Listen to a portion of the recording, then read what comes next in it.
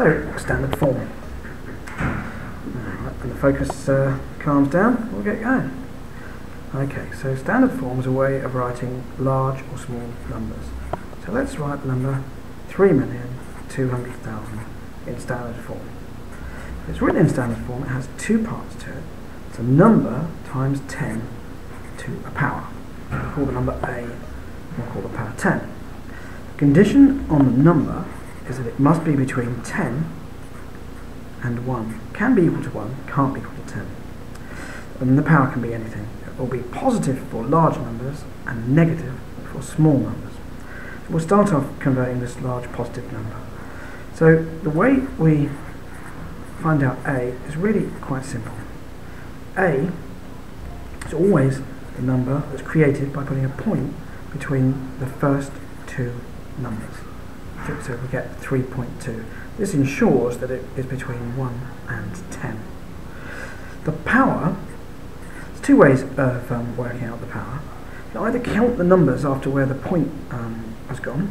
So if you look at my arrow, to the right of the arrow there's 1, 2, 3, 4, 5, 6. And another way of thinking of it is there were 7 numbers. It's always 1 less than the number of numbers you've got. Personally, I prefer to cover up the first number and then count the digits from there. So we've successfully written 3,200,000 in standard form. Now let's look at negative numbers next. Let's look at 0.00037. So with this one, I think this is in some respects slightly easier. We come across until we come to the first non-naught number, and then our point has to be placed after that number. So this gives us 3.7. If we put it to the left, we'd have 37, which is outside of the range.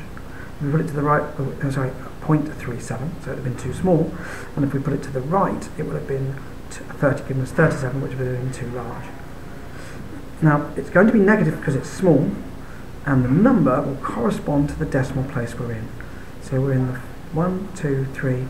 The first number comes in the third decimal place. Now you might be confused slightly, thinking that it's a 3 and it's a 3. So let's just do it a different one.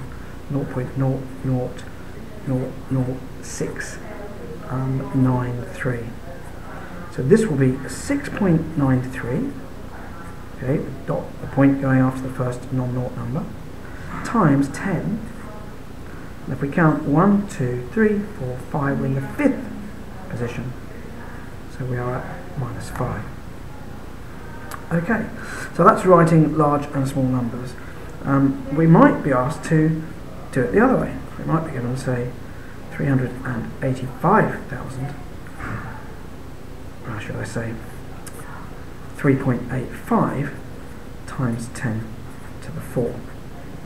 So to write this out, as there are less numbers than there are powers, they'll all be included, 385.